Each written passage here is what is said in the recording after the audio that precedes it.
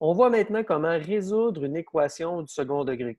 Dans d'autres mots, c'est comment on fait pour résoudre des fonctions quadratiques.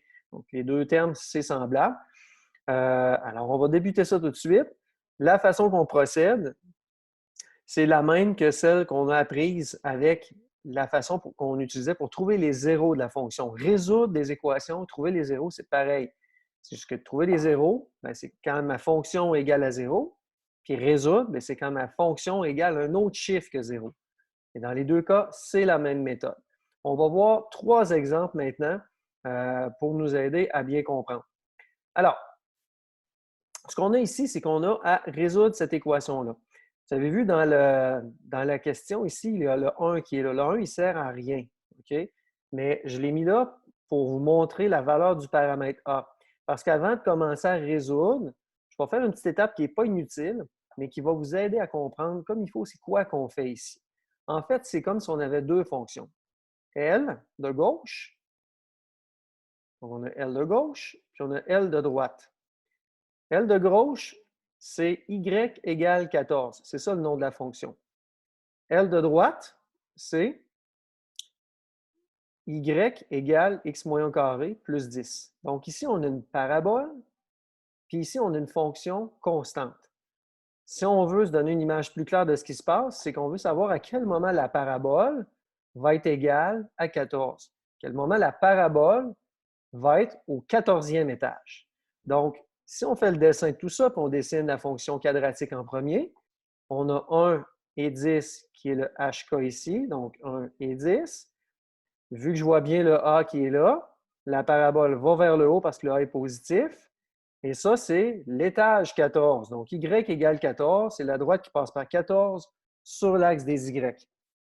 Et ce que je veux savoir, c'est à quel moment ma parabole va être égale à 14. Donc, ici, on voit que c'est à moins 1.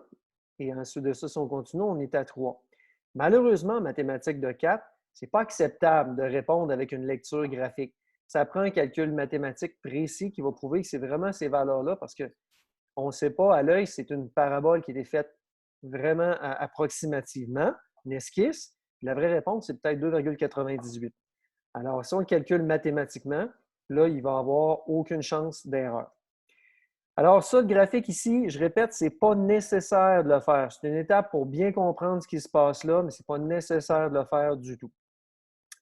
Bon, si on continue, on va aller isoler le x. Donc, je vais me débarrasser du 10 en faisant moins 10. Donc, je brise le lien ici entre ce que je veux garder et ce que je veux enlever.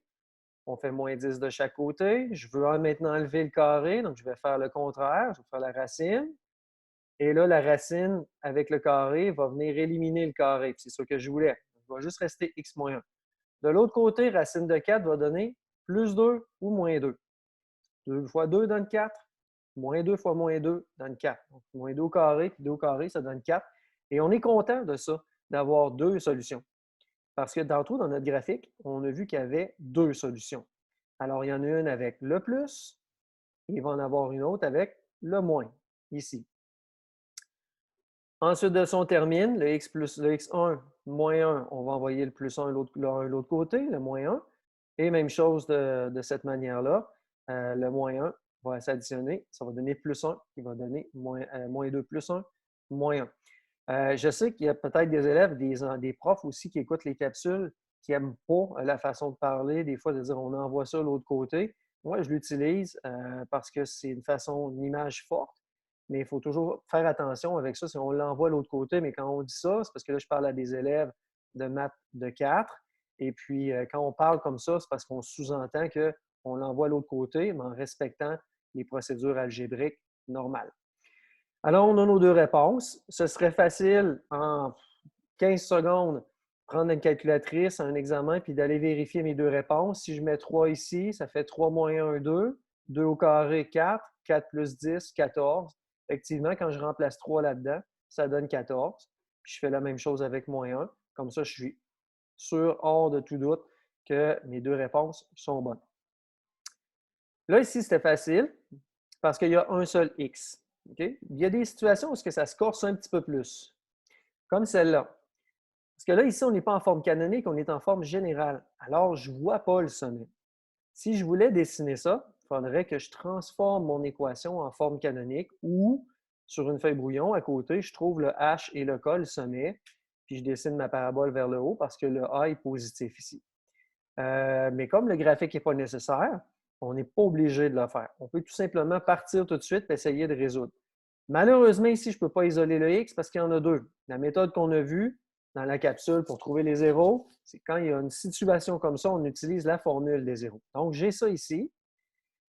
Je vais aller utiliser la formule des zéros.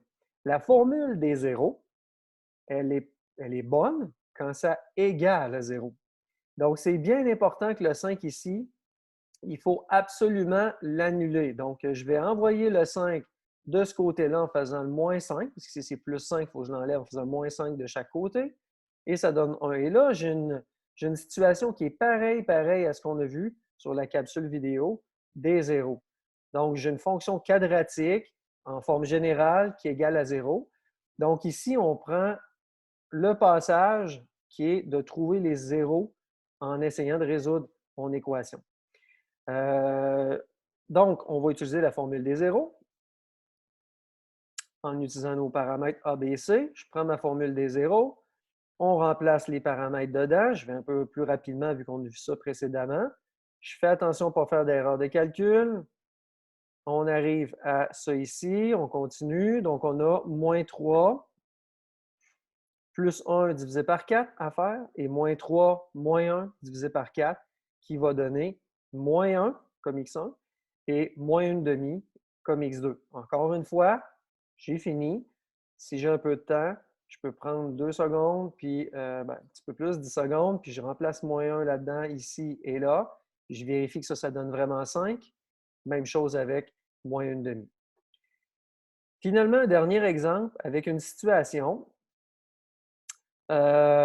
potentiel. Donc, on dit le dessin ci-contre représente un projectile lancé du haut d'un rocher en fonction du temps. Alors, voici le dessin. Je vais me tasser un petit peu. Donc, on a un dessin comme ça. Donc, ça représente un projectile qui est lancé du haut d'un rocher. Vous voyez qu'on ne part pas à 0. On est en haut d'un rocher. Donc, on est à 7 mètres ici. C'est ça qu'il faut lire.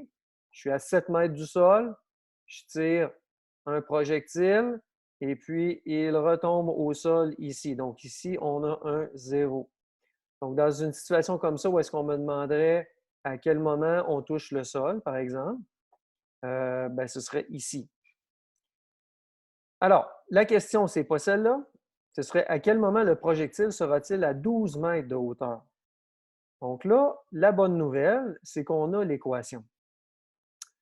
On aurait pu avoir une situation où est-ce qu'on n'a pas l'équation. Donc, on a un point ici, qui est le sommet, et puis on a un point ici. Donc, quand on a le sommet et un point XY, c'est facile de trouver l'équation en forme canonique. Il faut toujours répondre à partir d'équations quand on veut travailler ces exercices-là. Alors, on y va. Là, présentement, on a un petit cadeau, on nous donne l'équation. Donc, on va en profiter, mais sinon, ce serait facile. Donc là, ce qu'on veut savoir, c'est à quel moment le projectile sera-t-il à 12 mètres de hauteur? Bien, il va être possiblement à 12 mètres de hauteur dans ce coin-là, et puis dans ce coin-là. Donc là, on est à 7 mètres, puis le plus haut, c'est 16 mètres. Donc, il va y avoir deux réponses. Donc, on veut savoir à quel moment il va être à 12 mètres de hauteur. C'est comme les premiers problèmes qu'on a vus. Alors, on va mettre ça ici. Donc, là, on a changé le y en f de x. On va mettre ça égal à 12 pour savoir à quel moment ma parabole va être égale à la hauteur de 12 mètres. Et on isole le x. Ici, on n'a pas besoin de la formule des zéros. On n'est pas en forme générale. On a un seul x. Alors, on ne se casse pas la tête et on fait de l'algèbre tout simplement. On fait moins 16 de chaque côté. Le moins ici, on ne peut pas le distribuer là-dedans parce qu'il y a un carré. C'est moins 1 fois ça. Donc, si on veut enlever le moins 1 puis multiplier avec ça, il faut diviser par moins 1 de chaque côté. Et ensuite de ça, ça donne 4. Là, ici, on a fait une étape de plus. On a fait la racine en plus. Donc, on a divisé par moins 1 qui a donné 4. Et ensuite, on veut se débarrasser de la racine carrée. Donc, on fait le carré de chaque côté. Encore là, ça donne plus ou moins 2. Et on termine en faisant un côté avec un plus, un côté avec moins 2, et on isole. Et je trouve que les deux moments, où est-ce qu'on atteint le 12 mètres de haut. Le projectile arrive à 12 mètres de hauteur. C'est après 1 seconde, parce qu'on est en seconde, et après 5 secondes. Quand on répond à un problème comme ça, c'est très important de répondre à la question. Là, tu vas me dire, oui, mais pourquoi tu dis ça? C'est évident. Pas tout le temps, parce qu'il y a beaucoup d'élèves qui vont marquer X1 égale X2 égale. C'est pour ça qu'on demande. On demande à quel moment. OK? Donc, le moment, on va y répondre à ce moment-là correctement. On va dire, c'est tout simplement après 1 seconde et après 5 secondes qu'on atteint la hauteur de 12 mètres. Alors, c'est comme ça qu'on résout des équations en forme canonique, en forme générale. Ça peut être aussi en forme factorisée qu'on n'a pas fait, et puis qu'on peut résoudre aussi avec des situations de projectiles ou autres.